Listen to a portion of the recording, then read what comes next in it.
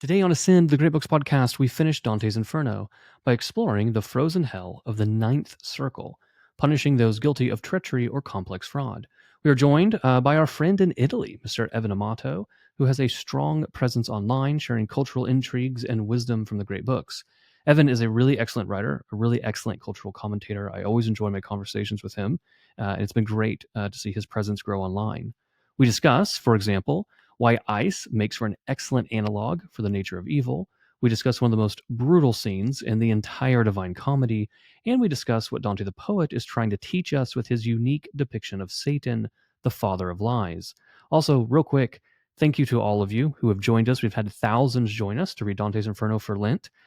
Today is not the last day. We're going to finish the book today, and then in the next 2 weeks, we'll have some special episodes just kind of reflecting on lessons learned from Dante's Inferno. So please join us for those. But today, join us for an excellent conversation as we explore the frozen wastes of the ninth circle of hell.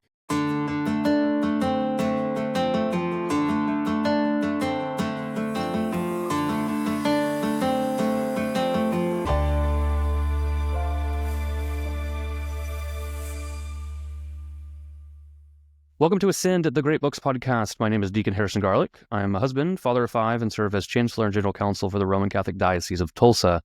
We are recording on a beautiful morning here in rural Oklahoma. If you're new to Ascend, we're a weekly podcast that helps guide you through the great books. Check out our podcasts on the Iliad, the Odyssey, Aeschylus's Oresteia, and more.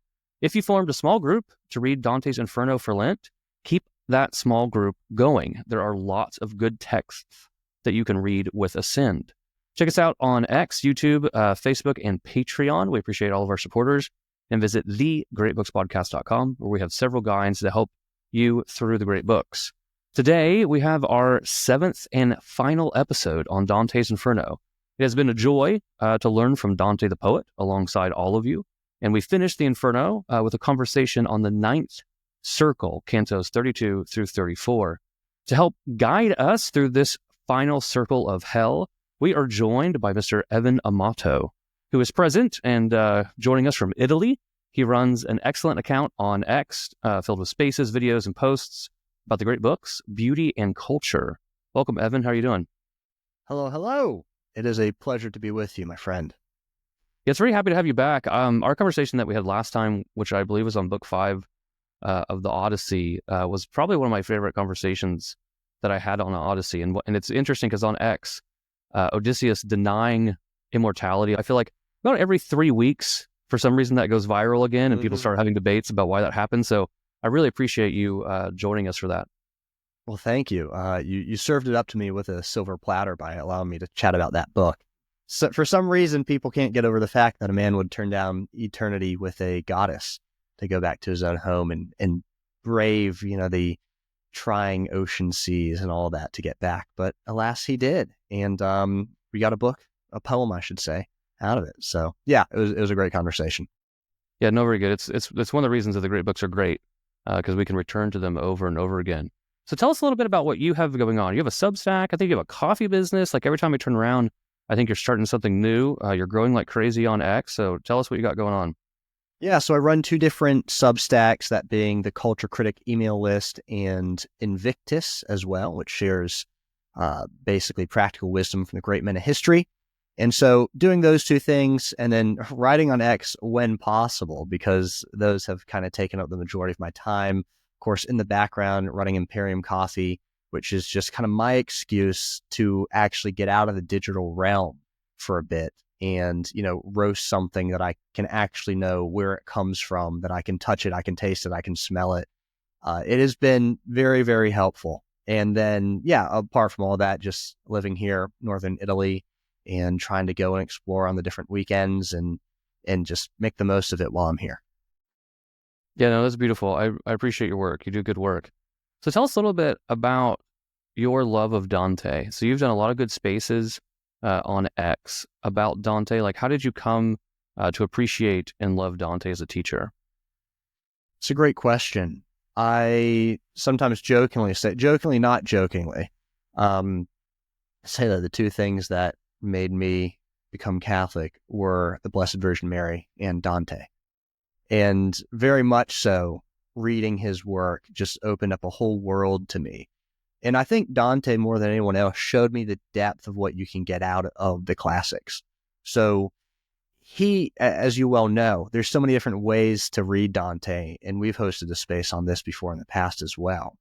But just the sense that every single time you go back to the text, you get something more out of it.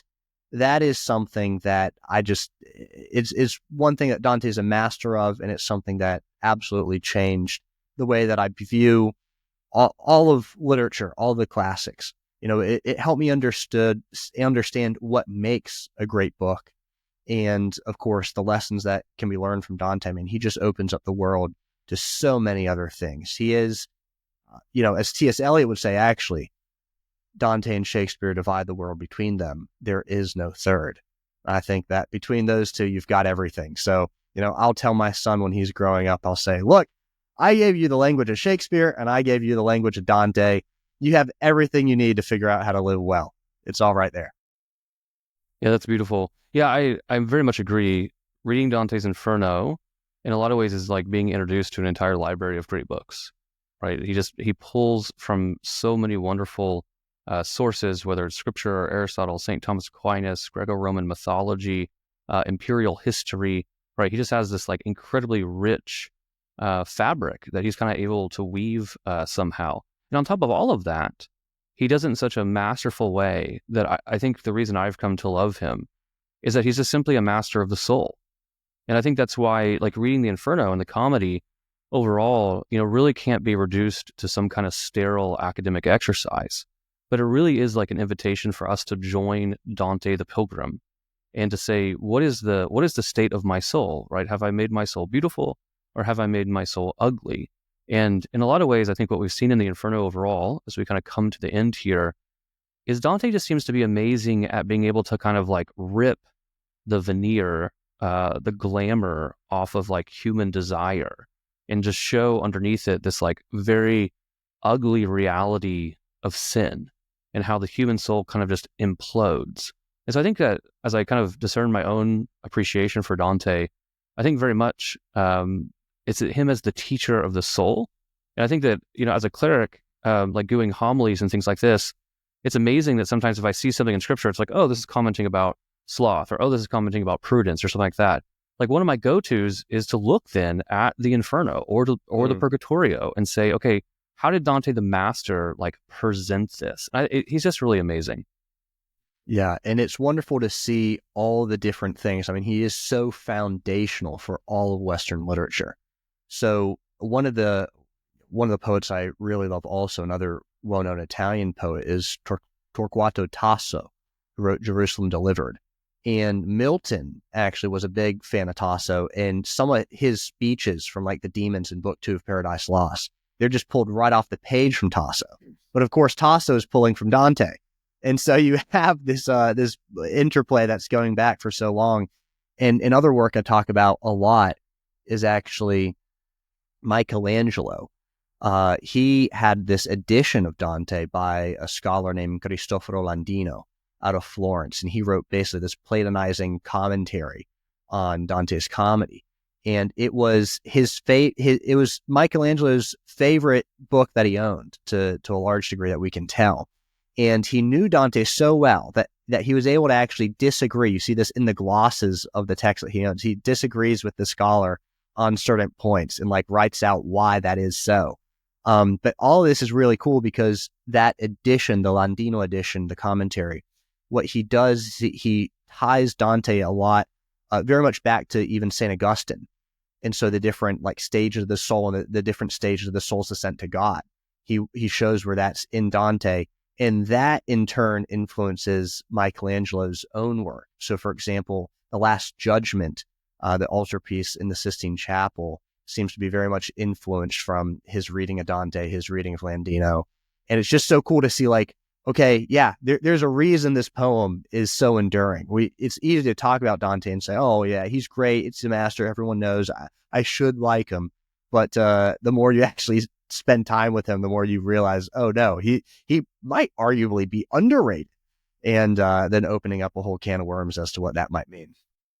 That is beautiful. Is that commentary available in English? Do you know? I have no clue. Oh, I'm gonna have You to look should at make that. it available in English. I know. If This is it's like not, yeah. I mean, everything inside me is just going off, right? A Neoplatonic commentary on Dante's Hmm. Inferno. That is up my alley. Yeah, it's interesting because, Michelangelo certainly had that bent. It's one of the other books that he tended to carry for a large portion of his life was Ficino's Neoplatonic commentary on Plato's Symposium, Mm. which very much deals with the ascent of the soul through beauty and the role of Yeah. beauty. And obviously art plays a huge role in that, particularly in the Neoplatonic sense, and particularly in the Catholic sense, in which art could have the capacity to surpass nature if art took up subjects of the divine, that man could actually surpass nature. And you see this like in this Baroque architecture that came out. So no, that's beautiful. And this is one of the reasons I love reading Dante, is that every time I feel like I have a good grasp, I just find out there's a whole nother avenue to explore and gain more wisdom out of this text. It is really remarkable. And even Michelangelo himself, he was a poet, which is little known to most people. But one of his poems, he's, directly pulling from this, again, this Neoplatonic reading of Dante, comparing himself to Dante the Wayfarer. And even the structure of the poem, like it has 7 lines, and they're each kind of indicating different stages of the soul's ascent. And it's so wonderful how he's able to do this.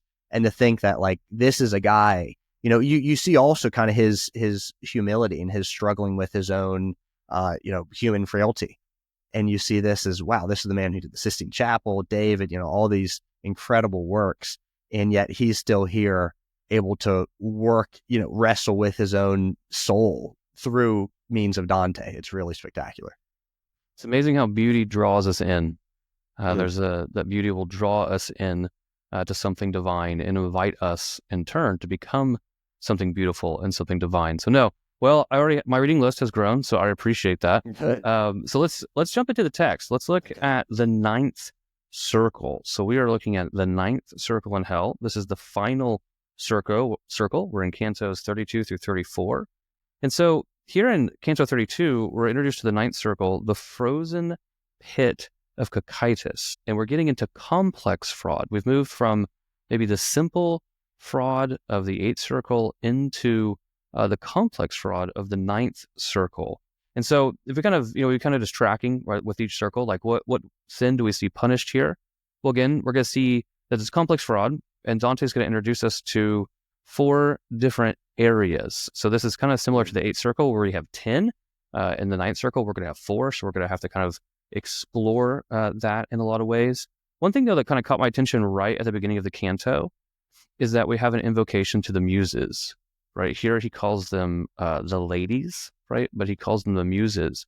Yes, for those who joined us for like our year of Homer, we know, right? All of our alarm bells should go off because we know that if the poet invokes the muses, particularly outside the beginning of the text, like something important has happened, right? He really wants the muses to come in and to amuse him, right? To fill him, right, with the capacity to be able to tell what he needs to tell of this area. I think it's a beginning part of the canto that really flags for us how important this section is to the Inferno. Absolutely.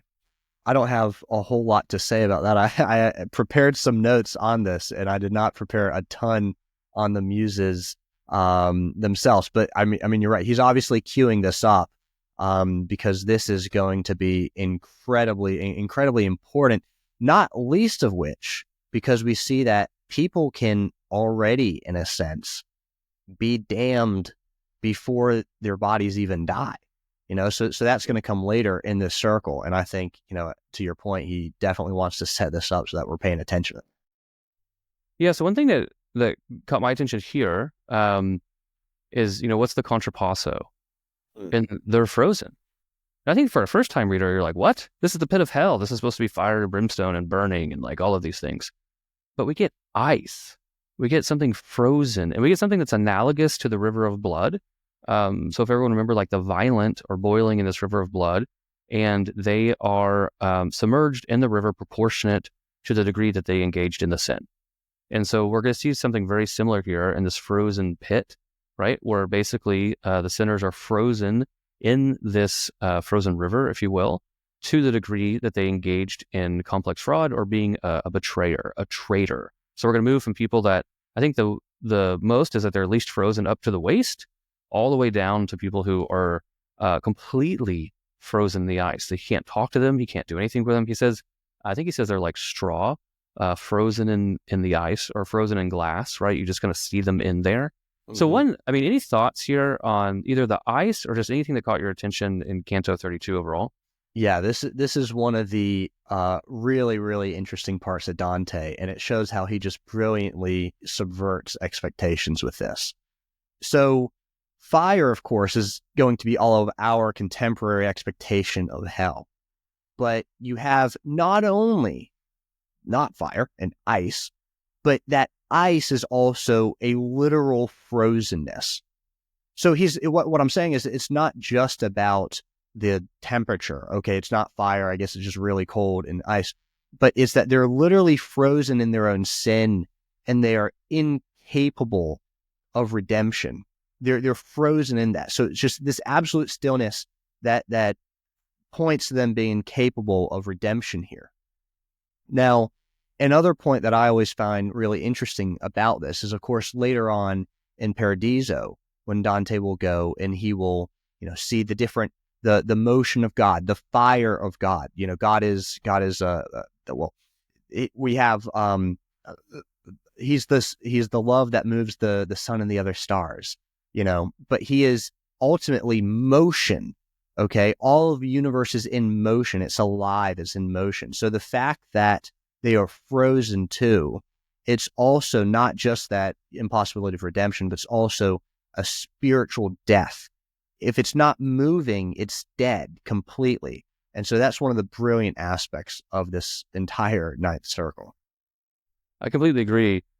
So what's interesting here, for those who are unfamiliar, is in Aristotle's Metaphysics, he takes up an interesting question. He says, how does the unmoved mover move all things if the unmoved mover does not move? And so what's he asking here? Well, we see that God is pure act, right? God is full. He doesn't have any potential, because to have potential means you could change, and you can't be perfect if you have potential, because if you were perfect, you wouldn't need to change. So God is this pure act, right? He's fully actualized. And so he's the unmoved mover. Everything comes from him. And so Aristotle has to take up this question, right? How does the unmoved mover move all things if the unmoved mover does not move? And his answer is love. It's eros, right? Everything in the universe, not just man, but everything in the universe has this eros, this amor, this erotic desire to return back to its maker, right? To return back to God. And so I love what you say there about the stillness, because I think what Dante, the teacher here, is desperately trying to show us is that God then is the one. Like, love is something that moves. It animates us, right? We'll talk about the soul, particularly like the amor and purgatory. We'll talk about it as a fire, right? Something that your soul and fire, the reason those two tend to go together is because they both have the natural desire to ascend. Your soul wants to ascend to God. Fire naturally wants to go up. Fire is the sign of the divine, like you said. And so ice then, that use the word stillness, right? The stillness is actually an anti-love, an anti-movement, right? These people are so far away from love. And this is where we see, because we've kind of thrown out a thesis that the Inferno, the architecture of the Inferno, is predicated on love. And I think this is a really good way to see this, because now here at this pit, we see the people that are most removed from love are frozen. They're in ice. And I think that you see not just the lack of movement, but I think Dante's also playing here on the fact that evil is actually a nothingness, right? Evil isn't really a thing. Evil is simply the privation of the good. It's like a hole in the ground. It's there, but it's only there by an absence. You see this too with darkness. Like, darkness isn't really like a thing. Like, I can't shine darkness on something. Darkness is simply an absence of light.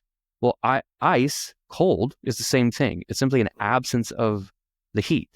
And so it's interesting here that he uses ice then as an example of evil here in the pit of hell. And I think there's both, like, he's always brilliant, right? So he just weaves together the nature of the soul, the nature of the cosmos, and why, where we're eventually going to find Satan, he's simply frozen in time.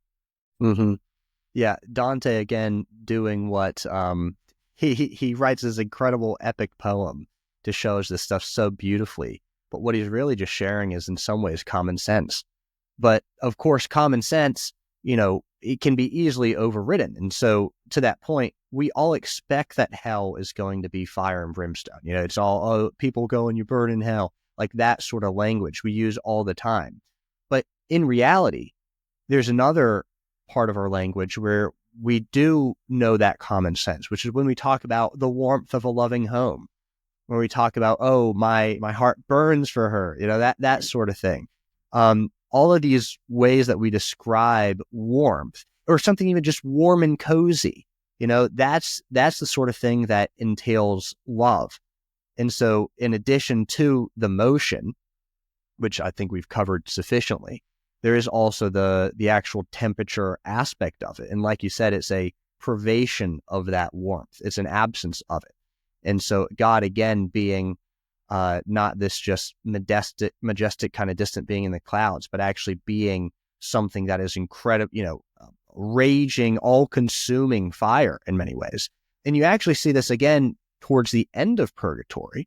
As Dante exits the final terrace of Purgatory, he has to pass through this, wall of purging fire.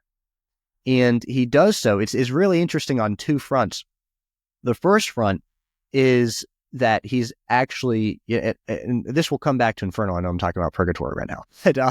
But the first part of this is that is actually referencing part of the Old Testament, where we talk about, refining metals to burn out the impurities. And if God is, again, all loving, all pure, all goodness, all beauty, all truth, well, obviously anything that is not that will just burn up in his presence and go to nothing. So in that sense, Purgatory is a grace, because it allows us to be able to withstand the beatific vision. So that's part of what's going on there. But the other thing is, this is kind of comical. Dante has a really funny conversation with Virgil, because Dante freaks out when he gets to this fire. He says, I'm not going through it. Like, no, I'm not going through it. And Virgil says, Dante, we went to hell together. We did this. We rode on the back of Geryon. Like, we climbed down, all these things. We crossed these rivers. You saw these people. You saw all that stuff. We've just climbed up through Purgatory. Like, trust me, God ordains this. Just go ahead and you can do it. And Dante's still freaked out. The one thing, though, that eventually gets him to change his mind is being told that Beatrice is waiting for him on the other side. And so it is love that pushes him through that purging fire. It's not any of the rationalistic arguments. It's not saying, oh, look what we've done. This is ordained. Trust me, showing kind of the track record of all this. All that flies out the window. And at the end of the day, he's left with love that pushes him through. So keeping that in mind, going back to Inferno then, the ice is just, it punctuates the absence of this, because Dante is very much aware of what it means for God to be, again, the mover, and for God to be this fire. And so all of this, again, yes, it's just death on every level, the death of love, the death of one's, motion, soul, this sort of thing. It's all right there. Yeah, beautiful. It just kind of shows like how intentional Dante is about the imagery that he uses. And that's one of the things that we've kind of pushed back on as we've gone through the Inferno. There's been times in which I don't understand the wisdom of it. I don't understand why a certain contrapasso is tied. And I think that as moderns, our gut reaction is often to critique the author. But I think that Dante exists on such a different plane that really it's a critique of ourselves. Like it's similar to like when I read Plato. If I don't understand something, or I think something doesn't make sense, it's like, no, I need to stop and really think about this, right? Because they're the teacher, right? The author of the text is the teacher. They're the master, and they have something to share with us. I think too, just kind of like pushing forward in the text. So we said that there's these 4 sections. And so Dante gives us 2 of them in this canto. And I will say too, as a first-time reader, I found this so fast. Like we get down to the 9th circle and things move quickly. And there might be, some reasons for that, particularly when we kind of get into the depth of like how much he has to actually work with. But I found like we move very quickly. And so the first section that we get is Cana, right? This betrayer of families. That's often named after Cain, of the story of Cain and Abel in Scripture. So the first kind of level of this complex fraud, or complex. I was reflecting on this too, like what it means by complex. If we say complex fraud, sometimes that means like, I orchestrated like a very complicated like bank heist or something like this. it seems to me that the ninth circle is distinguished in a lot of ways by the degree of malice. So because if the architecture of hell shows us sins that are contrary to love, what we're going to see very much in the ninth circle is that these are people who betrayed people around them that they seem to have or should have had a natural bond of love towards. And so there's something deeply unnatural and therefore depraved about the type of treason, the type of being a traitor, the betrayal, etc., that these people engage in, right? This type of fraud. And so the first one we see is this Cana, which is obviously like a betrayal of the family, right? You've betrayed your family. However, like very quickly, and actually it's not even clear that we've entered into a new section. It's just kind of referenced. Is we get the section of Antenora. Now, granted, I'm from Oklahoma. You're in Italy, so if I pronounce some of these wrong, it's your job to just subtly critique me, and I'm going with you, okay? So, but we have this like Antenora, who is then traitors to country. So we've moved from the family to the country, and I think that, I'd be interested in your thoughts. Like, I've been really thinking about like how Dante structures the Inferno, and sometimes we've seen that if you take the thesis that obviously the lower you go, the more depraved the sin, the more severe the punishment. Sometimes his ordering, I think, is difficult to understand. And like here, right, it's like, okay, so wait, betraying my country is worse than betraying my family? Because the family is the sub-political part of the polis. Like it's a core building block of Western civilization. But it seems like in a lot of ways, we had Dr. Prudlow on, and I think he helped kind of illuminate this and throw out some theories about what could be happening in certain sections of hell, is that Dante seems to be very concerned with how sins affect the community, right? About this communal aspect. And so, yes, betraying your own family has a deep depravity to it, right? There's something deeply unnatural to it. But at the same time, a traitor to your country, this kind of, what is this Antenora, is a greater sin because you're striking out against the common good in your neighbor. Yeah. So look, there's a lot to say with all of this. Typically, the way that I kind of divide the eighth circle from the ninth, eighth, we have betrayal, but ninth is treachery. And what constitutes treachery? Typically we just hear that and we say that's, a very bad word. Well, it's betraying someone who held you in their trust. So as you said, someone who you do have this pre-existing relationship with. Now, it's one thing if I betray someone, like I sign a contract and I break it. That's technically a betrayal, but if we're signing a contract about something in the first place, it's kind of like, okay, we're two different parties, this sort of thing. But it's betrayal or treachery, treason against people who held you in their trust. Okay. And that is what makes the ninth circle especially brutal. Now, you had pulled, at least in the Italian, I would pronounce these, you had mentioned this, Caina and Antenora. So those who betray their kin is what I would see in Caina. So not just family, I think that's part of it, but it is also a bit more expansive than that, which is why part of the reason why I think Dante is okay with putting it with those who betray their country or their party also, because there's kind of a political turn to this as well. So, but I think that's kind of why he feels a little bit more comfortable putting those two together. But more than that, kind of the second part on that is actually something that we'll see later on, in the mouth of Satan. Okay, I don't want to jump ahead too much, but basically there is this idea that the betrayal of divine and worldly authority is equally damning. And so we can come back to that. We can come back to that. But it's very interesting, suffice it to say that, I'm just going to spoil too much, but we won't get there. Anyways, I think, yes, these two people, Caina and Tenora, the two zones that we're kind of looking at here, those who betray their kin, those who betray their country in their party, Dante understands this sense of loyalty. I've actually been thinking about this a lot because I've heard the quote, perhaps you have as well. Loyalty is the only political virtue.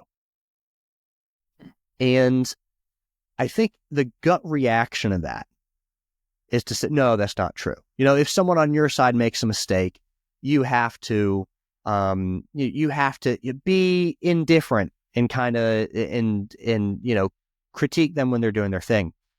Now, I've just been considering that recently. I've seen some events with people I know who maybe they did something, let's say, that was unwise, a public figure who does something that is unwise objectively. We could say, oh, look, you didn't mean harm by it, but it was kind of silly for it to do it.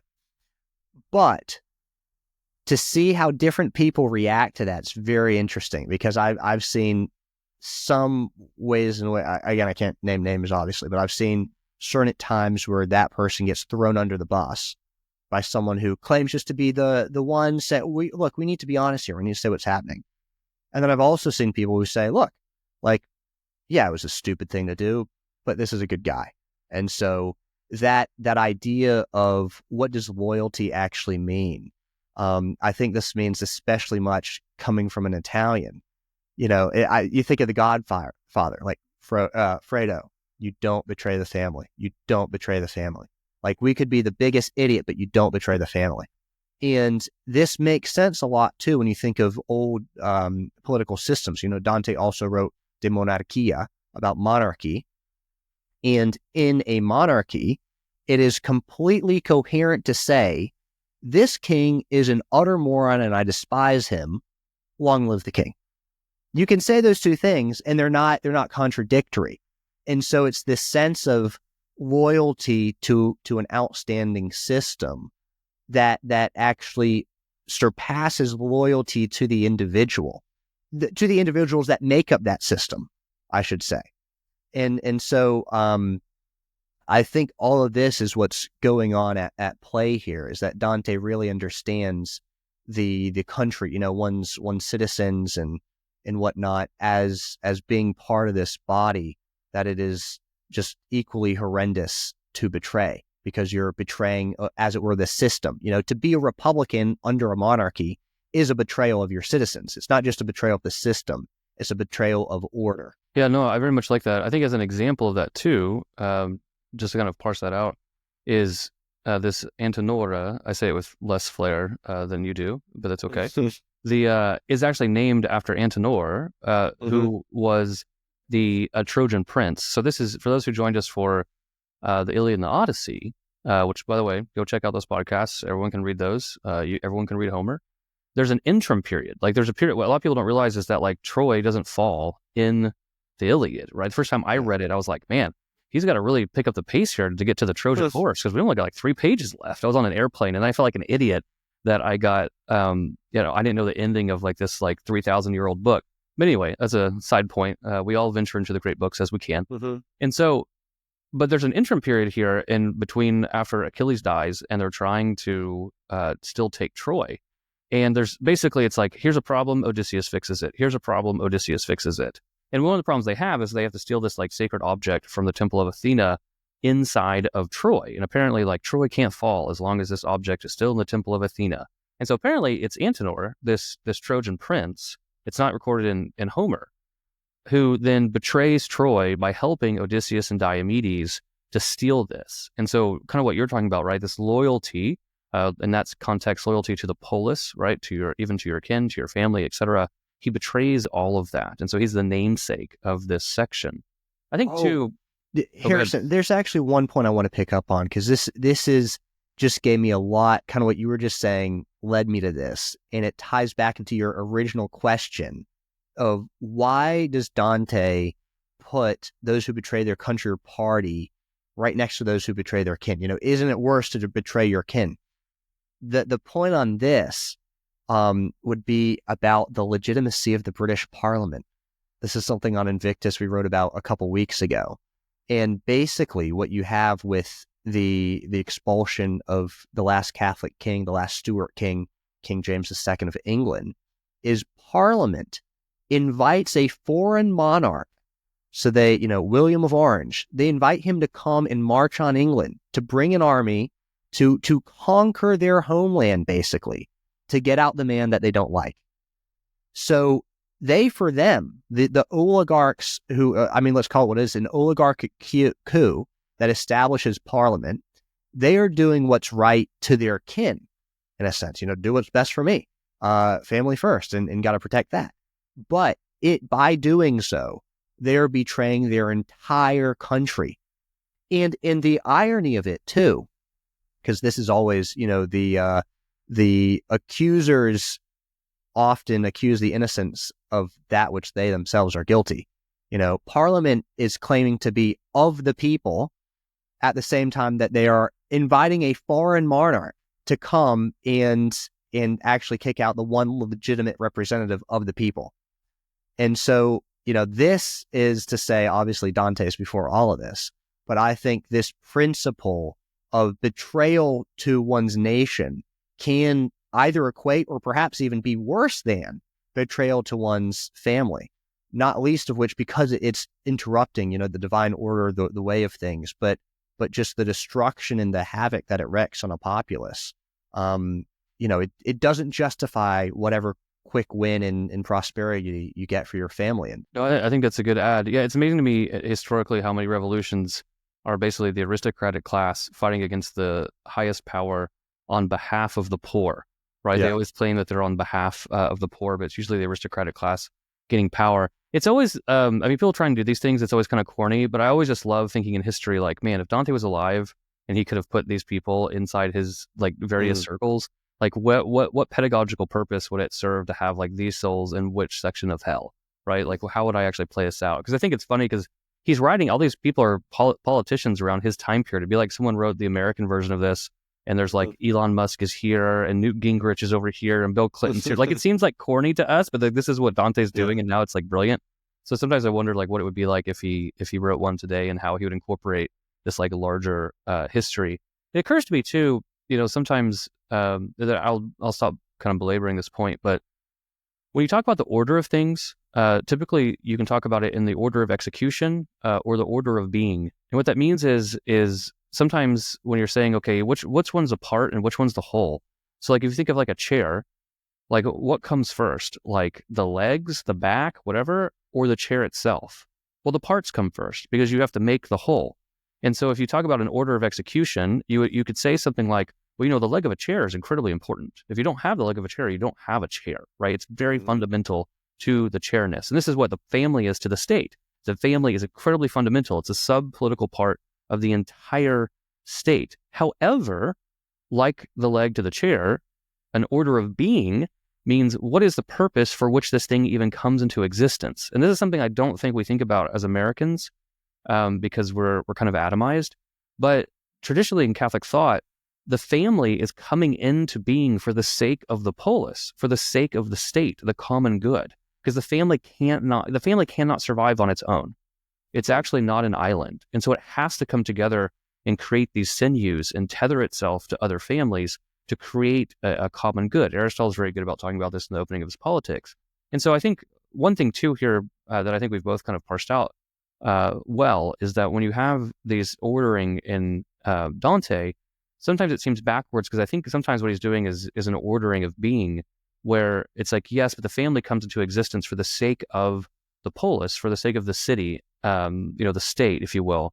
And the common good then, for instance, if the common good of the polis falls, right? If Troy falls, the family falls. It's not the chair falls apart and the leg's well, I'm great, right? I'm doing fine. I'll be good on my own, right? So I think that Dante is on this read through, I think one of the main takeaways has been how communal Dante is in his understanding of sin and very sensitive to how these things affect these things, I think has been very good.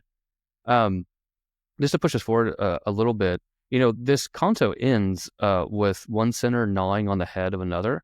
It's very haunting. It actually leads into probably one of the worst stories, I think, in the entire Inferno.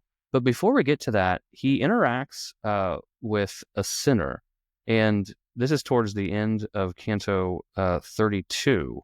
Yeah. This is the sinner, right, who won't tell him his name. But then one of the other sinners. Yes, thank you. See, I'm going to start setting you up so you can pronounce the name. The sinner, and we'll work well together.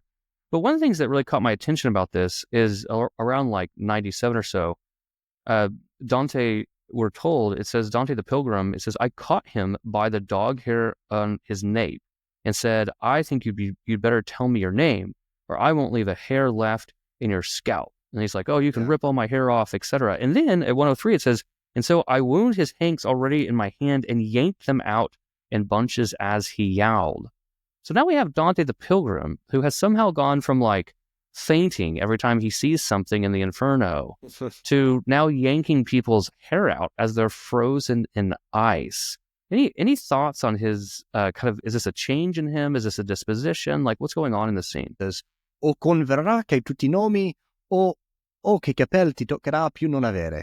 Is either it'll come to pass that you share your name or you're not going to have any hair. So I'll pull your hair till you don't have any left, basically, is what he's saying. So yeah, it's like a very aggressive kind of threatening moment. And again, it is uncharacteristic. It's very rare that he has this degree of personal involvement, in frustration with something. So, rare physical violence. Again, we don't typically see it. And so the only question, again, for me that comes up here, maybe not the only one, but one of them is, what does this have to do with the legitimacy of punishing the damned? Obviously, Dante condemns violence typically throughout, and doesn't partake in it himself, but here he does. So what about this could have led him to do such a thing? And maybe, you could also say, oh, perhaps it's just a moment of anger. But I think he's had plenty of opportunities to be angry and just as frustrated earlier on. So what is it about, this stage that justifies that? I think that's the question we have to ask. Yeah, no, that's a good question. I think too, like maybe to give a very non-modern answer, one that unsettles us, is there's a certain way to read this that it's like a good, right? That the damned are punished in hell, and their punishment is a good. And this is one of the things that we're trying to track, and Dr. Jessica Hooten-Wilson helped us with this, is we're trying to track, does Dante the Pilgrim start to align his will with the divine will as he matures through hell, right? Because he's not going on this, like you mentioned earlier, like he's not going on this journey because he's bored. He's going on this journey because the Blessed Virgin Mary has put him on this path for really the sake of his own salvation, right? He needs to mature. He has to beautify his soul. He has to find himself, right? He's lost. I think there's a lot of Acedia language used around Dante the Pilgrim. And so, in certain ways, you could say, well, isn't this a good, right? The sinner is supposed to be here. The sinner is supposed to be punished. And he is participating in the punishment of the damned. And I think, two thoughts occurred to me. One is that I think what you could say is that Dante has experienced a certain maturity, right? He has, there is a certain maturation. He has undergone a certain sanctification as he's journeyed through hell, where, the main thing that we've been told is that he needs courage. He needs to work on his pity, because the pity is kind of a subspecies or an example of the will, because he pities the damned, and that puts him contrary to the divine will that put them there. And that is, man, if I could pick out one lesson for most of us as moderns, I think that's it. Is that the pity, your pity has to align to the divine, because we all live in this like liberal culture, left and right. Our culture is just very liberal. Even our conservatives are liberal, and tolerance does this to us. We pity things, right? We feel pity for things that are contrary to the divine will, and it causes a certain false love to arise in us, and then we make mistakes. We set ourselves, we make ethical and political decisions that are contrary to divine teaching because we have this false pity. And I think you see that very clearly in an early Dante the Pilgrim in the Inferno. But here too, I really want to stress is that, yet it might be better, he might have matured, but I think you can make an argument it's an imperfect maturity, because we're only in the first part. Dante the Pilgrim has to go through purgatory. He has to go through paradiso, right? He has to experience the rest of it. So I think we can get really hung up on here as like, is this a moral act, etc. I think it's better than what he was doing previously, but he might have oscillated a little bit too far to the other side, but it could be an imperfect maturation, but this is a soul that still needs purgatory and heaven. Exactly. I really appreciate the point about pity, I think not only is it applicable where you said, but also kind of on the other side of things, it is a way of diffusing wrath. I think that at least this is something I've been considering lately, is that lots of times where it's easy to be frustrated or upset, whether with someone or something, to actually say, wait, what is how do I pity this person instead? It allows you to accept it a lot better, to say and not saying pity them to put them down, but actually, and kind of have this false sense of superiority. It's not that, how can I try to treat them as pitiable? It's not that, but to say genuinely, why, what would have caused, what awful thing would have caused this person to do that? And what is the crap that they're actually kind of dealing with and going through? And actually kind of in light of that, I can pity this person. I saw, for example, yesterday, I actually just shared this post. I don't often do stuff like this, but there was something on Reddit, and it was a woman who had mentioned oh, hey, how she made a post saying, how do I get my husband to split the bill for the birth of our child with me? And, craziness that someone has to get to that. And I could see where maybe some people hop on that and they're, you're such an idiot. Why would you even have a kid with this guy? Kind of directing that frustration in a certain direction, or saying my gosh, I mean, God have mercy on this woman. How could she end up in a certain, it actually is insanely pitiable. It's very, very sad. And so that is a type of pity that's also constructive, I would say, if you're able to see it that way and try to say I wonder what, God probably feels more, again, pity for her in the sense of yeah, that's awful. That's not how he would, that's not human flourishing. That's not how, he intended us to live. And so it's sad to see that. The other point though, I was flipping through my book earlier. You may have seen me. Justizia mosse il mio alto fattore. The fourth line that's written on the gate of hell. Justice caused my high architect to move, in the Aislinn translation. Divine omnipotence created me, the highest wisdom, and the primal love. So there's this idea, and I'm sure you've already covered this in Canto 3, but the fact that the entire creation of hell is somehow merciful. And again, it's justice that caused the divine architect to move. It's divine omnipotence, the highest wisdom, and the primal love. Those are the things that created hell, not wrath, not retributive justice. And so to have that come into play here as well, I mean, I think that all just goes into very much kind of the stuff that you've been saying here. What does this mean for Dante, the pilgrim, when he's interacting with people here? What does it mean that, again, maybe he's doing so imperfectly, but he's at least coming to better align himself with divine will and with that divine understanding, and the highest wisdom, the primal love. Again, in the words of Anthony Aislinn, his great translation here. Yeah, one thing that to kind of just stack on what you said, which I deeply appreciated, is just to kind of hammer that home, is that no matter how bad the contrapasso is for a soul in hell, it is still an act of mercy, because for the finite to dishonor and kick out against the infinite, for the creature to kick out against the creator, to be blasphemous in your actions, to have that sin against the Holy Spirit by refusing to participate and give justice to God, there really is, because we're finite creatures, there's really no way for us to actually be punished proportionately for the sin that we've actually committed against God, because he is everything to us, right? He created us. He holds us in being. I mean, to shift a little bit into the Platonic side, this is like a thought that somehow rebels against the mind that thought it. You're nothing without the mind. You're literally held in existence by the mind itself, and you're nothing without it. And so, no, I appreciate your point, and I just wanted to hammer that home, that there is a certain level of mercy in all of the contrapassos, simply because the human soul can't actually pay the debt. And that's one reason too, where people are like, oh, well, wouldn't hell have to be finite to a certain degree, or they'd only have to be punished for a certain amount of time. proportionate to their sin and etc. And like, no, that's not how that works. Even under justice, that's not how that works. So, okay, but we have a guy chewing on the head of another guy, right? So we got to figure this out. So this is Canto, pushing us into Canto 33, the ninth circle, right? We're still in this frozen pit.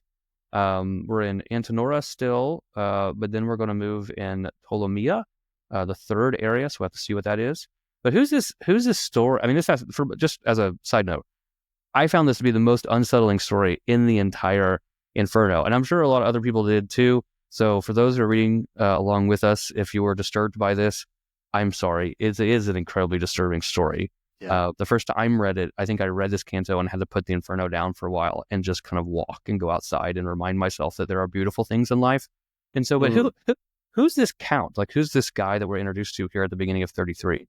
Yeah, so Count Ugolino, he is basically a man who is locked in a tower with his sons and starved to death. Now, there's actually, and we'll get to this, the exact language that Dante uses, because there is a deliberate ambiguity here. And I guess I'm curious to see how different people translate it, but there is kind of in Dante's own verse, deliberate ambiguity as to what happened, which perhaps actually makes it more scary. Because, you know, a scary image, okay, it's a scary image and you can see it. But the more haunting things, I think, like Lovecraftian horror is actually far more terrifying, because there's always something out there that's just in the darkness. It's out there lurking. You can't totally name it. You can't totally see it. You can't describe it entirely. And so that's what you have here. I think that's what the ambiguity does. But yes, so Count Ugolino, this is really interesting because he was both victim and sinner. And part of Dante's genius, I think, with this story lies in his ability to make us feel both horror and pity simultaneously. And this is what's really interesting about it. He's basically a case study in how political power corrupts. I think that's part of this horror and pity. We'll get to this later, but you know, you're probably thinking this even more than I am. You know, tons of correlations here, or at least parallels to Greek tragedy, at least when it comes to the political aspect of things. But yeah, I think I'll let you share some more of the specifics if you'd like, but I think all this, I'll just cue it up by saying, like, Dante's genius, his ability to make us feel the horror and pity over this man who is both victim and the sinner. Yeah, I think you set that up really well. Yeah, so I mean, one thing about the Count, like you said, is that he's a betrayer, because that's why he's here. So he can't just be victim, because he has to be a betrayer. So skipping all the Florentine politics, he is a betrayer to his party, to his country. Because you made a distinction earlier, which I think is important, that it's really a betrayal of your political allegiance, because Dante will put people here that betrayed their party within inside the same country, if that makes sense, right? So he's a betrayer really to his party. And so then the archbishop basically betrays him, and he's locked in this tower. And apparently it's with his sons and his grandsons. There's 4 of them in there. And apparently they feed them for a while. And then there's this some of these passages are just haunting, where they hear them come and nail the door shut. And there's no more food coming. Hey, what's interesting here is that Dante plays this up. And I don't know, you assume he's doing it intentionally, because this is not a story from antiquity. This is a story from Florence, so he knows it well. But he presents, or at least my read of it, and Estlin has the same read, he presents it like that they're all children. He presents like he puts very childlike things in their mouth, right, as they speak to him. So for instance, just to kind of like look at this, not to, unnecessarily dwell on the horror, but, it says, Father, this is line 61, Father, for us it would be much less pain if you ate us instead. You clothed us with this wretched flesh. Now strip it off again. I mean, just like, 69, Papa, why don't you help me? Right? He's watching his sons and grandsons slowly succumb to starving, right? Yeah. And he goes blind. They're going blind because they're losing this. But one thing that's interesting is that Estlin points out that his children would have been adults. And so Dante, is really stressing here the childlike nature. Because when I first read it, I thought they were all small children because of the tone that he puts in their mouth. So Dante is like really ratcheting this up, for some reason. And so, then the line that you talked about, which I agree with you, is that this is 75. He says, "Then hunger did what sorrow could not do." So I'm looking at Estlin. And of course, the ambiguity there is, does he eat them, right? Is he reduced to cannibalism? And obviously, the contrapasso seems to say yes, right? Because what is he doing? For all eternity, he's gnawing on the archbishop's head that betrayed him, right? So they're stuck in the ice together, and the count is kind of like on top of him, and the archbishop's not suffering not simply the frigidity of this frozen pit, but also he has this other sinner gnawing into his head.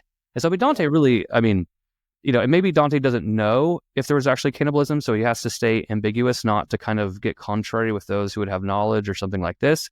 But I think from the contrapasso, it definitely seems like, yes, he engaged in cannibalism, and now he's eating the archbishop for all eternity. It's interesting to me about why Dante would spend, he goes pretty fast through all these, and he spends a good amount of time telling us this story.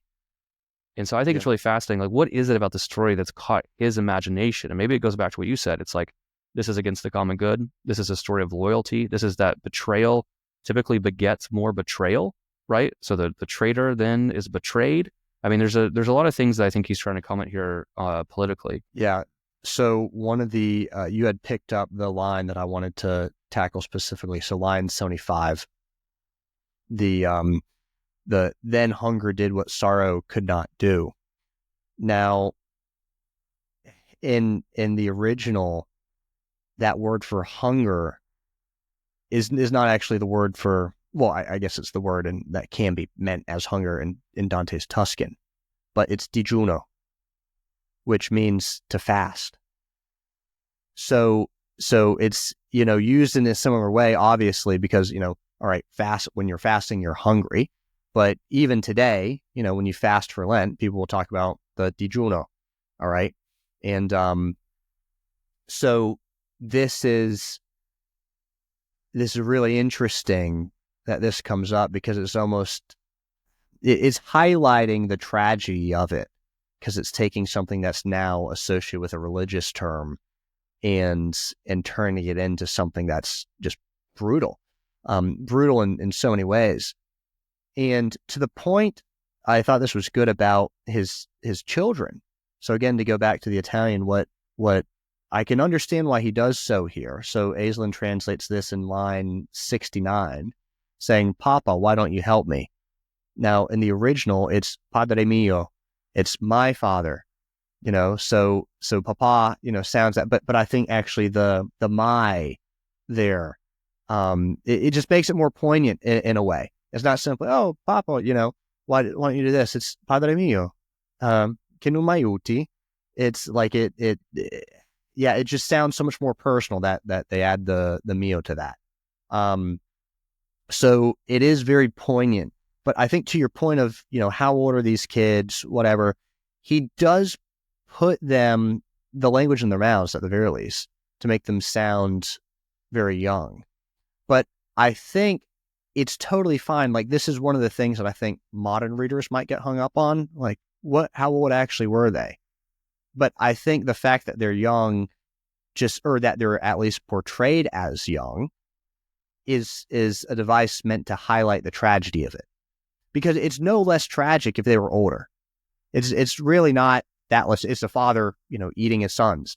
It's not that less tragic, but it is to us, because of our kind of, inherent way of looking at it. It will feel more tragic if they're young, which is actually closer to what it is. It's always tragic. It's always tragic.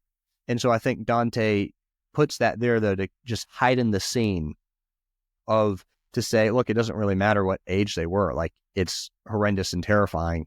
And your reaction to him eating, his younger kids should be the same as it is to him eating kids at whatever age.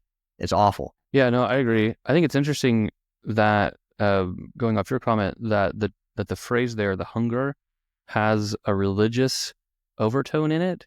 Because I wonder if Dante, the poet, is being deeply, somewhat darkly ironic, because then the sinner is spending the rest of his life eating an archbishop. And so I wonder if you can tether those two together, if that makes sense. The other thing too that I think maybe that Dante is trying to show us here is that, this isn't that he betrayed someone and they came and killed him in the house, right? So I think of maybe like Alcibiades, right? Alcibiades basically just goes around, betraying Athens, but then also going to Sparta, sleeping with the Spartan queen, running away, going to Persia, then running away from them, and then finally he's found later and assassinated. And so, like, Alcibiades doesn't have a lot of time to contemplate, like, how have I done in life? My death is near. What's really interesting here is that this sinner has lots of time to think about his life, and it doesn't lead him to redemption. He could have been a soul in heaven. He could have been a soul that we met in purgatory. And I think that's really fascinating, is that Dante shows that despite all the suffering around him, despite him seeing what his betrayal has caused, that his sons and his grandsons are suffering, and they're all going to suffer a terrible death, he still just seeps down into hatred and does not find redemption. He does not cry out. Because we'll get to purgatory, in which we'll find out that Dante is actually incredibly merciful. We find these sinners that live terrible lives, and as they're bleeding out on the battlefield, all they can do is cry out to the Blessed Virgin Mary. And that's enough. That's enough to at least get their foot in the door in purgatory. They're going to have a long time climbing up the mountain, but they got there, okay? That's what counts. So it's interesting here that he presents this such a long period of time that the sinner can't find redemption, even with all the signs of his sin around him. I think as a final point too, there's a statue of this that's very horrifying if people want to look it up, where the father's not eating them, but he's sitting there kind of gnawing on his own hand as like these small children are kind of sitting around him. And you see like this terrible decision that's kind of like racking his brain. So I just think, the main question I have is, why does Dante put this story in here? Like why it takes up a lot of room at the very end of the Inferno. Like pedagogically, what is he trying to get us to learn from this? And I think that you and I have, in this discussion, have maybe put forward a few ideas here that why I think this story is important. So I want to, before we move on from this though, actually spend some time on the fact that maybe he doesn't eat his kids. Okay. Because we said, oh, it's vague, but then kind of just went into assuming that he does. Okay. And this is, so a couple things again, just in the original. Again, credit to Aislinn. His line is technically vague. Then hunger did what sorrow could not do.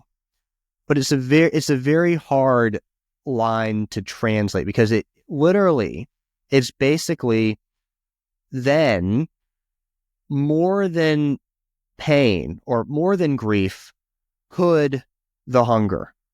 Okay, so, or did the hunger. You could translate it as like, afterwards, hunger proved stronger than grief. Okay. But the way that proves stronger than grief, hunger proves stronger than grief, it could imply that, it was not, he should have died of grief. Okay. Seeing his kids, but then hunger did what grief could not do, and it killed him. So that's kind of the reasoning for that. And so again, it is deliberately vague in that sense. I think there's somewhat of a more hopeful way. I mean, it's still an awful story. But you could reasonably say that he saw his children die before him, and 2 days I called their names, then they were dead. When they were dead, then hunger did what sorrow could not do. Finally, I should have died of grief. I should have died of sorrow, but it was finally hunger, did me in eventually. That's the way to kind of read that.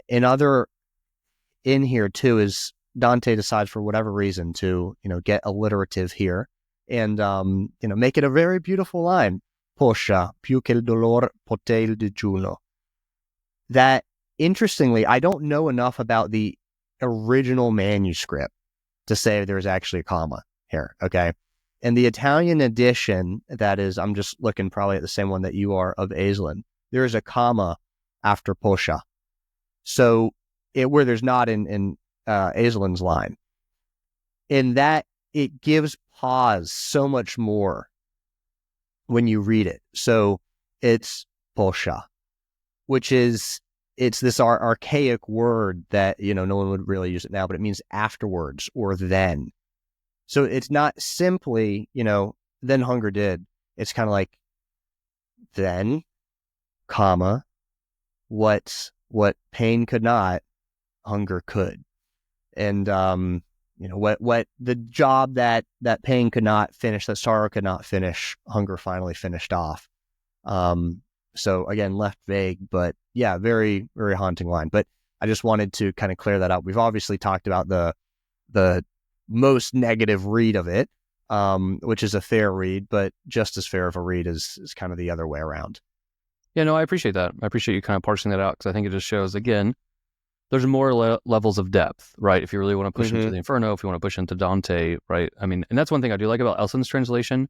Not that I have great recourse to it, but that it does have the Italian on it. And so a lot of our guests throughout this have tried to like check this and whether they have distinctions and things like that. I think it's also, in a certain way, like a credit to the translator for doing that, right? The putting that original text right there and saying, okay, here's the decision that I made to translate that. I think that's a brilliant thing that leads into scholarship.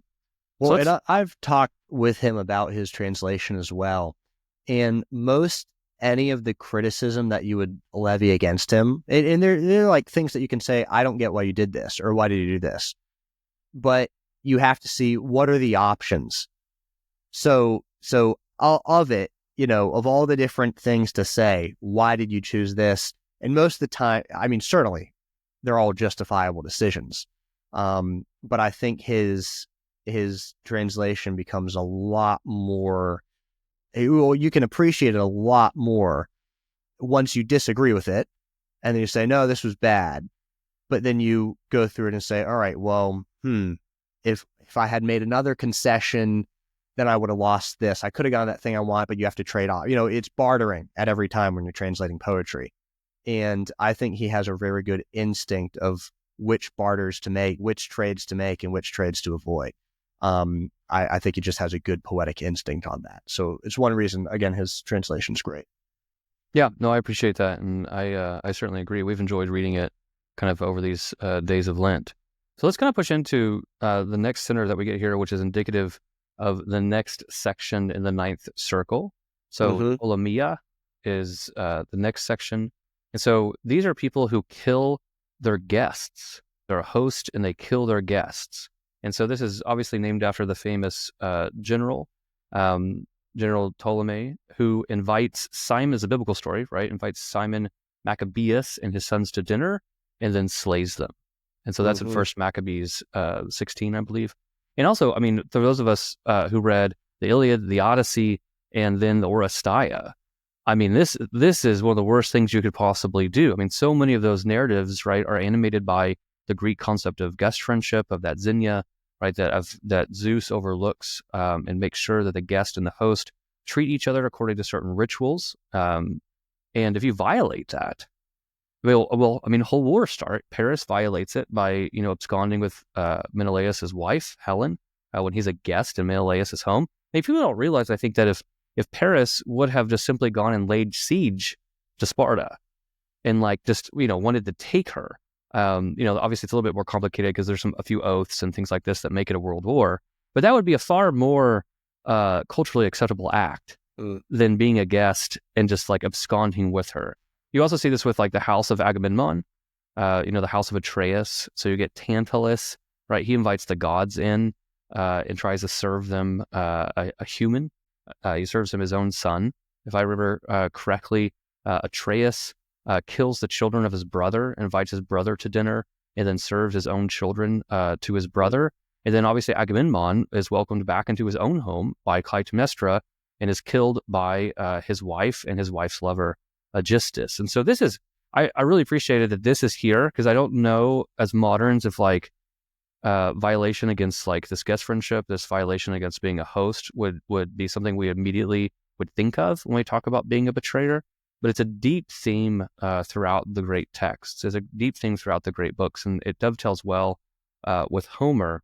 But here we get the story of this brother, right? What's this brother's name?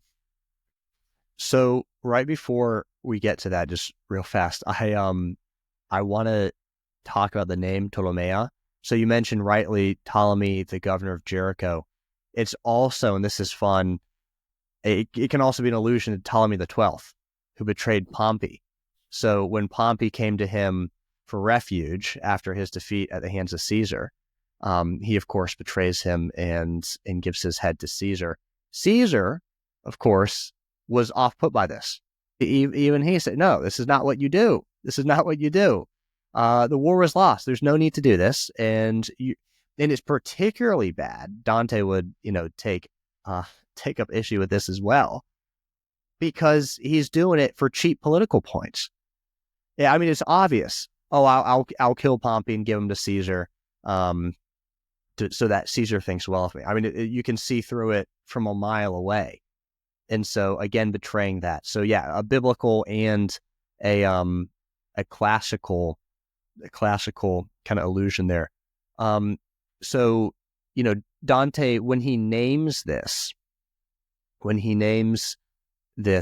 the line where he actually names Ptolemy, also he says, if a soul falls down into sin so great, it drops to Ptolemy, where this one now lies frozen in the ice. And so that's what he finally sees here. And yeah, I mean, it's kind of crazy. I'll just talk, so I'm happy to kind of toss it back to you. But this idea that you can again be damned before you die, Dante's suggesting, I guess, with this to kind of close this out, he's suggesting that some of these betrayals are so profound that the soul is immediately condemned, even before your body ceases to function. It is the ultimate, in other words, the ultimate spiritual death. And so I think for everything that we're about to talk about, this is something that we really need to cover. This is kind of the ultimate spiritual death. And perhaps you can also pick up on, what does actual Catholic teaching say about this?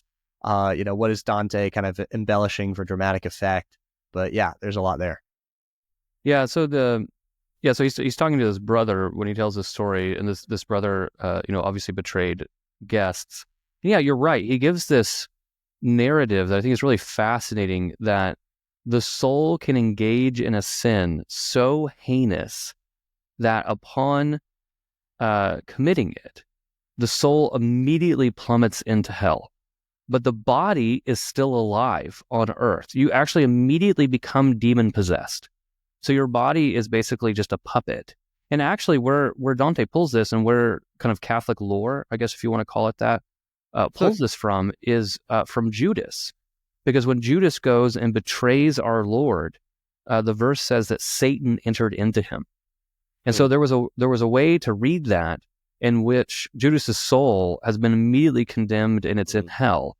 And Satan now is basically animating Judas's body. Judas is, like we're talking about here, the person is effectively dead.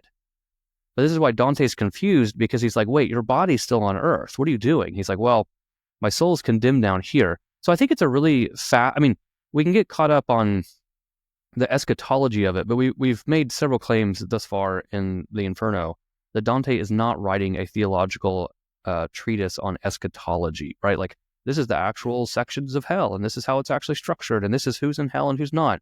Like, that misses his point. His point is to be pedagogical about the virtue of the soul, what it means for the soul to love. What does it mean for the soul to love in a disordered way, right? What's the glamour of human desire versus being stripped away, and the ugliness of sin? This is what Dante wants to get into. And so I think here he gives this, I guess I would call it a Catholic folklore understanding, that I think the pedagogical purpose is that this sin is terrible. This sin is so bad that you are immediately cast from the living and immediately go and plummet into hell. And you literally give your body up to the demons, who will then animate your body like a puppet until whenever, you die. And they pull the tradition is pulled from Judas. So I think that it's I mean, it's a fascinating concept. I think it really captures, the imagination. But I think it's Dante the poet inviting us to understand, why is this sin so bad? To welcome people into your home as guests and then to betray them. Well, you're right to pull up the example of Judas, because that's very so when this man, Friar Alberigo, mentions this, I mean, he basically just says that. So I need to see how Aislinn translates this actually. Let me see real fast. But I'll just in the Italian, actually it says governa, so like it governs it. So it says, ma sappi che tosto che l'anima tradisce come feci io, il corpo suo è il tolto da un demon che poscia il governa. So basically, afterwards, after a soul betrays, tradisce come feci io, like as I did, his body is taken from him, li è tolto, by a demon that then afterwards, that poscia word from earlier, il governa. So it's literally just like his body is on earth possessed by a demon. This very much has to go back to what you said about Judas. It's very interesting to think that you can commit that ultimate treachery, have a demon take over your body, and your true soul is automatically frozen in hell. Yeah. Let's look at, so in the midst of this fascinating story, I think about the fact the soul can be immediately condemned upon committing this sin. We again get, maybe in its best sense, is another example of Dante the Pilgrim's imperfect maturation, because he lies to the liar. He betrays the betrayer. I mean, this is a fascinating concept, right? So if you look at, where is this? Yeah, so if you look at around 115, right, he talks about that. One aspect we haven't talked about in the Contrapasso is that they're all weeping. But because they're weeping, their eyes are all frozen shut because of the frigidity, because of the cold. And also there's this wind. And we're not quite sure what the source is of this great wind that hasn't been really revealed to us yet. And so Dante basically tells this soul, Dante the Pilgrim, that, hey, like if you answer these questions, I will remove the ice from your eyes, right? And he actually even says, if you'd like my help, then tell your name. If I don't clear your eyes, may I go to the bottom of this icy hell. So then guess what? The brother tells this story, which is what we've been discussing, right? About the fact that his soul is immediately condemned and things like this. Is at 148, right? The sinner says, okay, now reach down and open my eyes. And Dante doesn't say anything to him, but we get Dante the poet saying, and so I did not open them. To be villainous to him was a courtesy. Yeah.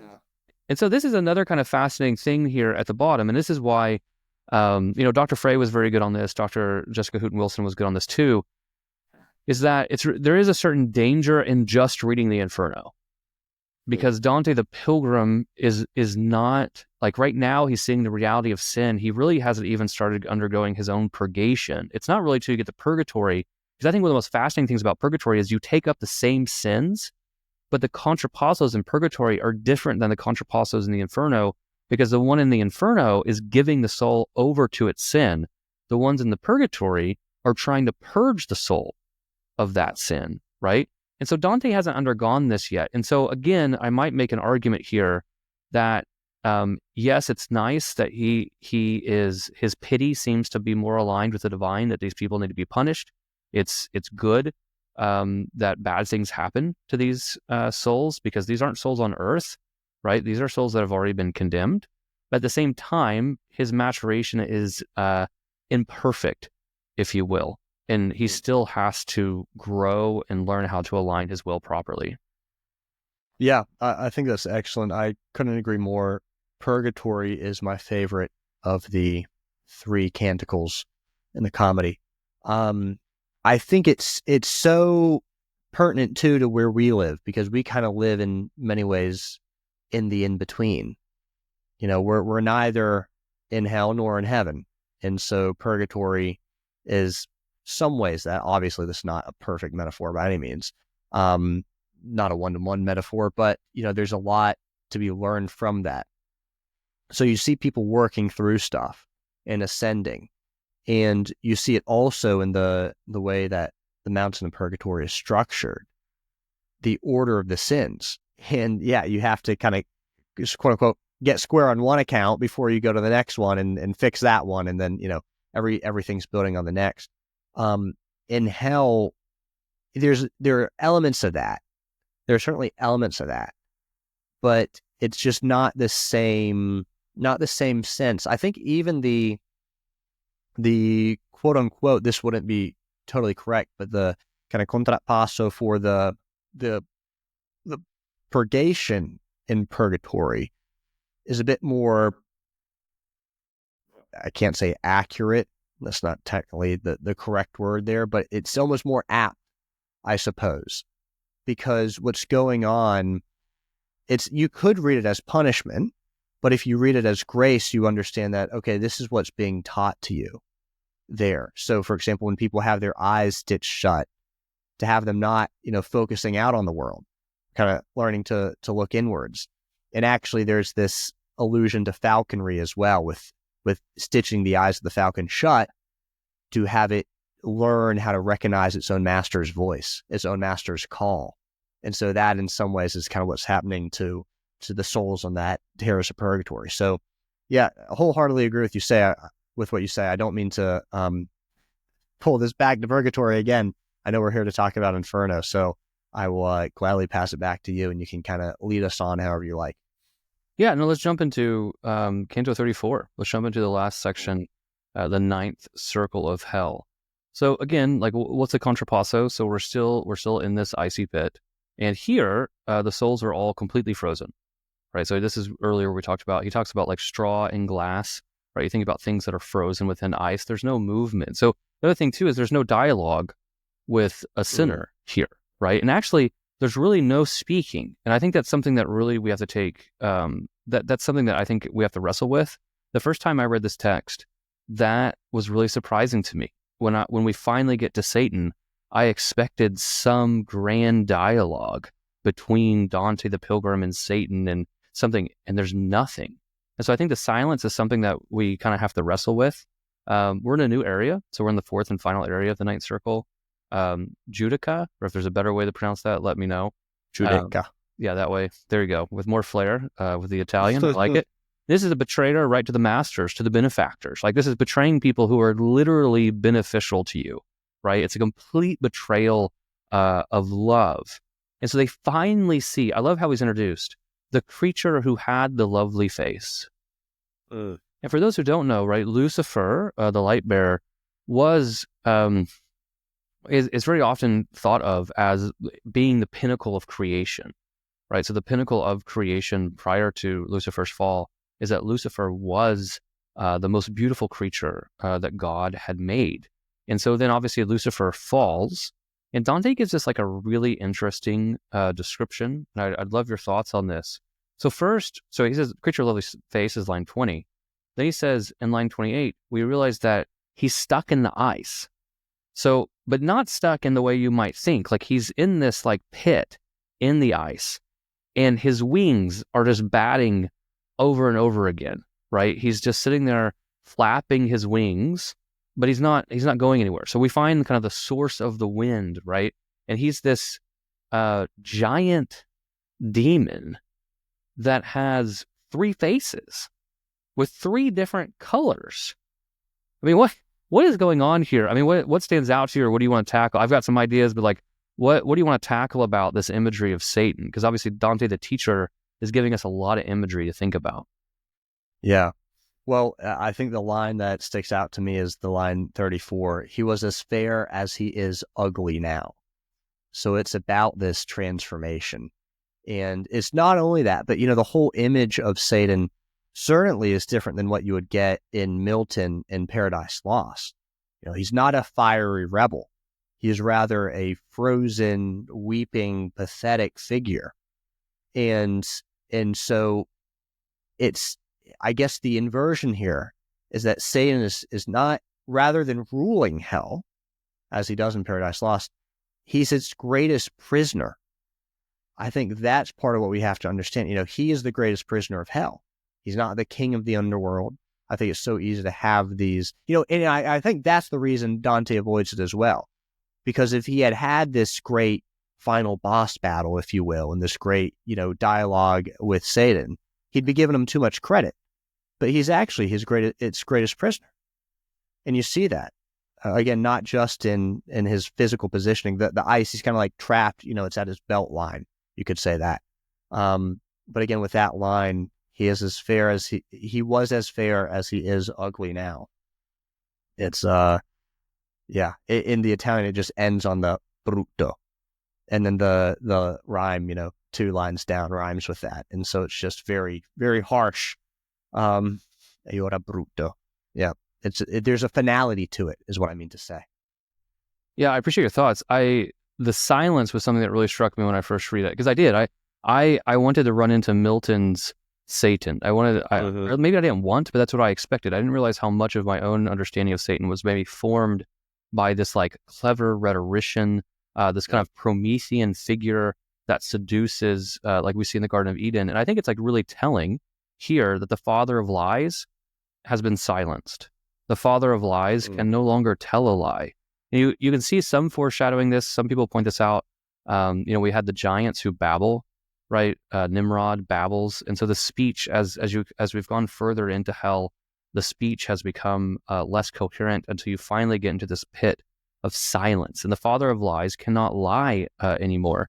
And speaking of the giants too, Dante's depiction here of him is both biblical and mythological, because he makes him a giant demon. And so what Dante's doing there is he's pulling from obviously the biblical tradition. He's a demon. And then he's also pulling, though, from the mythological tradition, in which the most analogous thing to the demons were the giants, right? The Titans who try and overthrow Zeus. And there's lots of different variations of this. And so I think we saw a foreshadowing of that with the giants that were chained down as we went down. But now we see that Satan is the giant demon. So that's one thing that that I found kind of fascinating as I looked at it. The 3 faces is Trinitarian. It's an anti-Trinitarian, right? Is another way to look at that. And then I think there's a lot, typically there's a lot of blood, or not blood, but ink that's spilt on the coloring of the faces. So you seem to have like a ruddy one, and then a yellowish one, and then probably a dark one. And I think most people settle on these. This is some reflection of humanity, right? It's the color of the skin. So the ruddy is like, the kind of white Europeans. You have the yellowish white is more of like the Asian. And then you have the dark, because he mentions the Nile there. Yeah. Right? Where the Nile comes rolling to the plains, men's faces are the color on the left. Yeah. So there's there's this kind of, it's anti-Trinitarian. Somehow it's also very human, right? In the way that he depicts this. The source of the winds is interesting because, his contrapasso is making it worse for everyone else, which I think is somewhat fitting, right? So that's like the wind. Remember, we just talked about the eyes that they can't see. The coldness of hell, in a lot of ways, is coming from Dante's wings, which I think is really, or not Dante, sorry, the devil's wings, which I think is really fascinating, that his contrapasso is kind of making the contrapasso for everyone else. The father of lies, these are in certain ways his children, right? These are also the ones who lied. This is the fraud. He's surrounded by maybe his spiritual children, if you will, that he's making everything kind of worse for. But he's also impotent. Like, he's flapping his wings, but he doesn't go anywhere, right? He's trapped. And I think that goes into what you said very well, which is, he's not the king. He's robbed of really all majesty. Like, you look at this and you're like, this is not worth rebellion. Like, what is this? And I think that Dante does that very well. But I really want your thoughts, though, on his mouths are not empty, right? And I know you've done a lot of work, particularly on like the imperial side. So what do we see here? What does Satan have in his mouth? Yeah, so we have three traitors, and these are none other than Judas, who maybe you could get that one, but then also Brutus and Cassius. So those who betrayed Caesar, who led the rebellion against Caesar, But also, it's all the more damning because the first time that you think of Brutus and Cassius, you think, okay, they led a conspiracy and murdered Caesar in the Senate. Caesar showed them clemency as well after he defeated Pompey. Famously, he showed a lot of people clemency, but famously, he brought them back into the fold.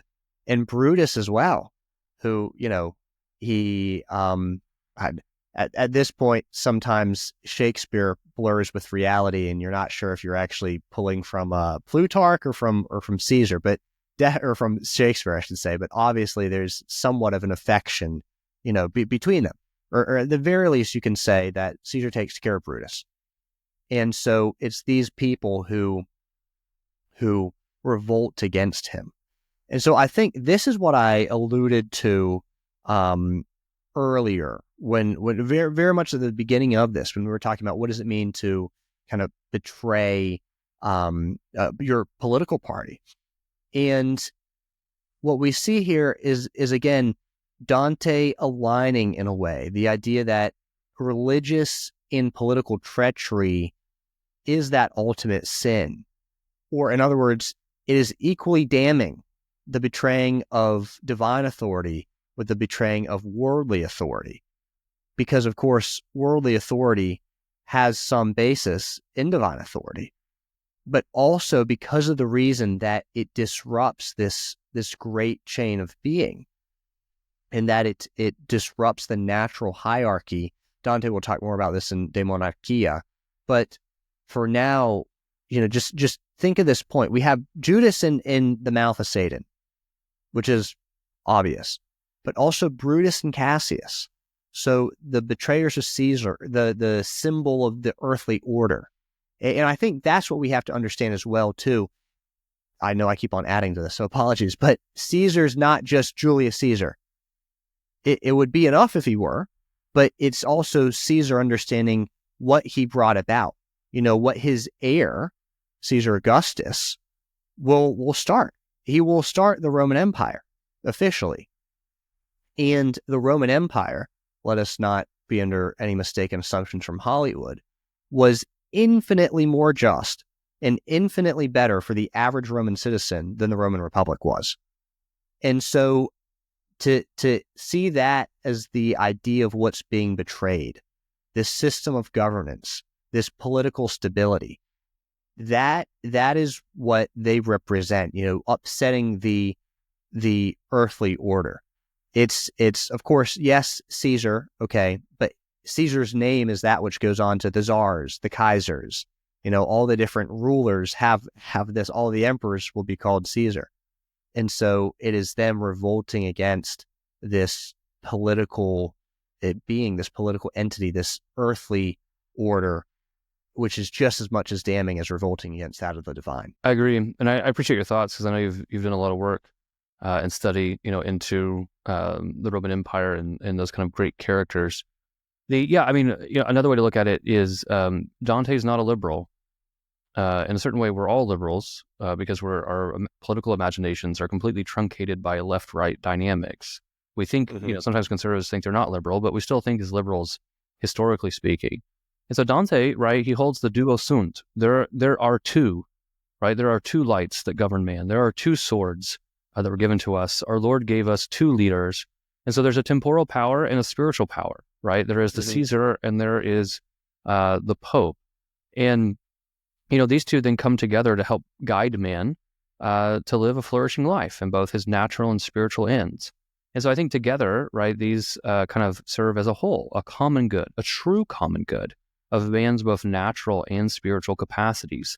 And so I think it's incredibly fitting here, then at the end, that as we've kind of been tracking this political idea that Dante has, that here at the end, right, Judas, the betrayer of our Lord, and the two betrayers of Caesar would all be suffering together. And it shows us particularly then, I think, a certain unity of thought and living, because we typically want to divorce religion from politics, that I think is very foreign to us, with something that's actually very good. I don't know if we mentioned it or not, but Judas is in backwards, right? So the other two, they have their heads out, which apparently is better, I think, right? And Judas has the worst of where his feet are sticking out. And the feet sticking out is interesting because it immediately calls to mind the contrapasso of simony.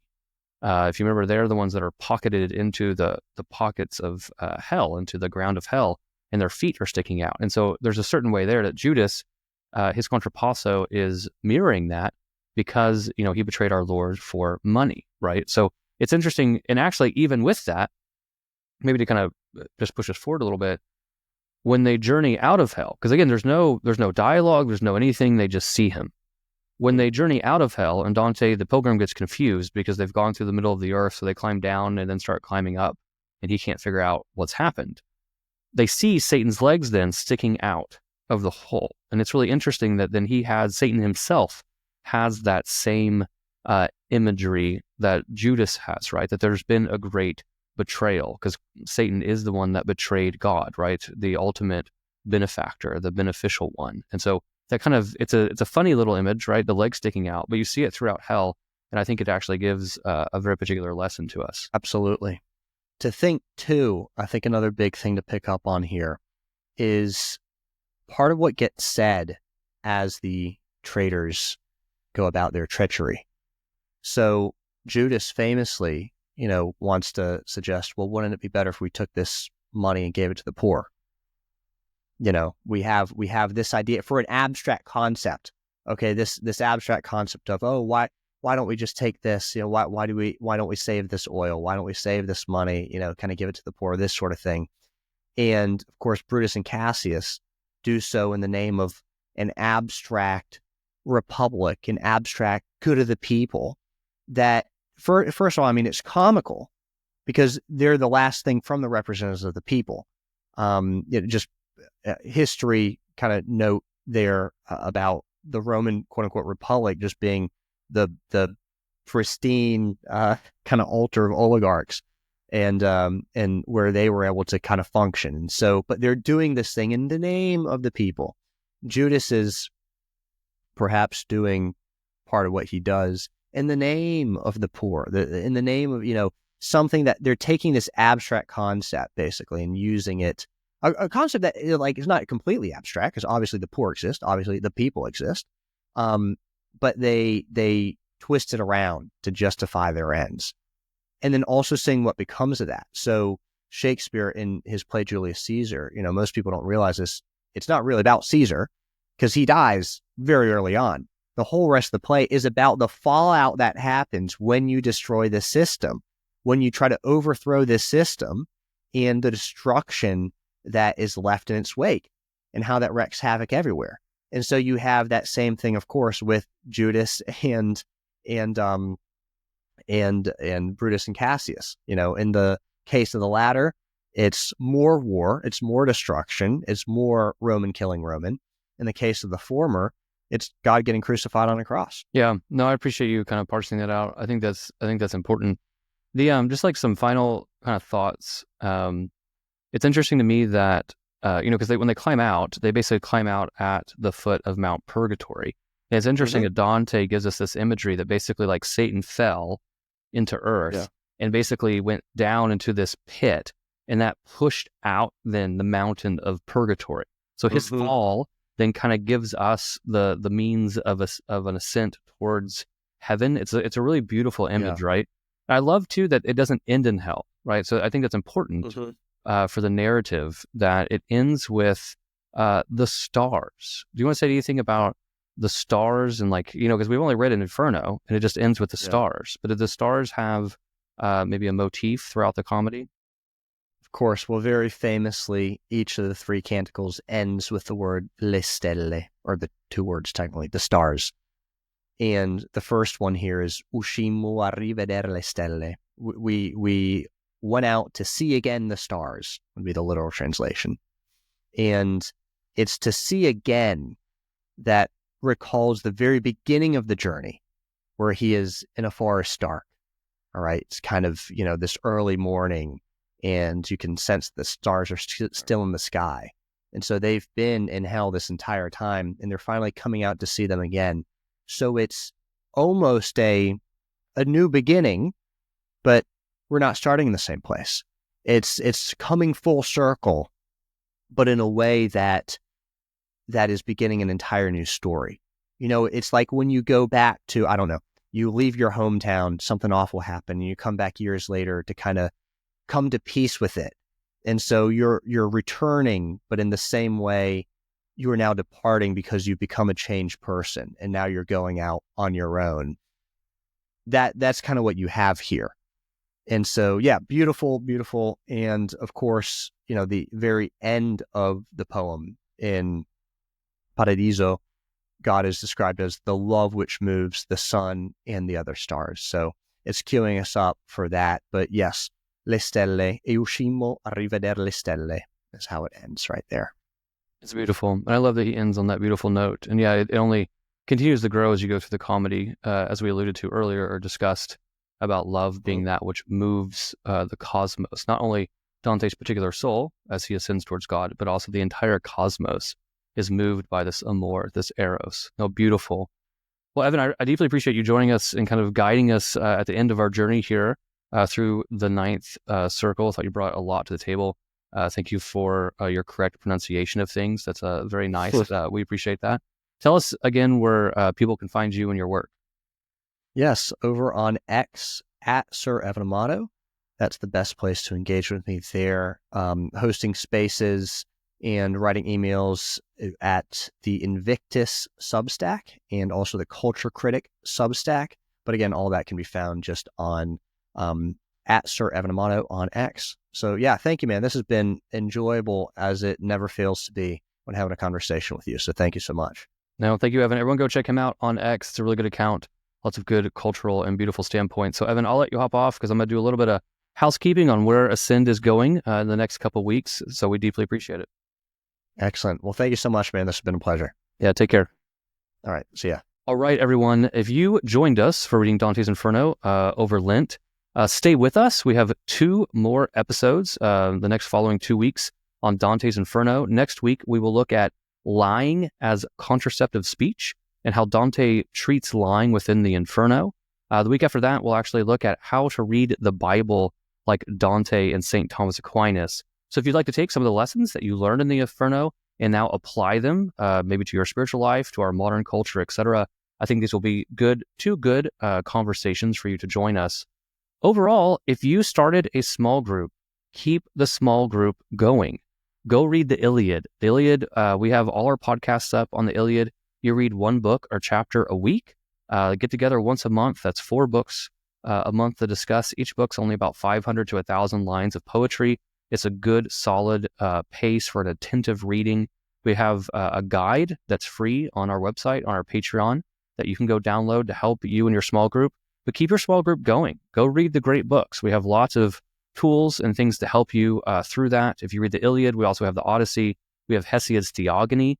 We're getting into the Greek plays. We just finished Aeschylus's Oresteia, and then we'll be getting back into the Greek plays after our episodes on Dante. So we'll be picking up Aeschylus's Prometheus Bound, and then we will be looking into Sophocles, Euripides, even Aristophanes with a few of his comedies. And then we will be getting into studies into Plato and starting to read the dialogue. So please keep up with Ascend. Join us if you love reading the great books. We are certainly here to help. And we also should say that next Lent, so next year, we are already planning out the Purgatory. So we'll continue with Dante's Divine Comedy. Again, you can't just read the Inferno. So we'll treat it as a spiritual exercise. And next Lent, we will read the Purgatorio. Please go visit our account on X, where we have good conversations on the great books each day. We're also on Facebook and Patreon and YouTube, and visit thegreatbookspodcast.com. And we will see you all next week. Thank you.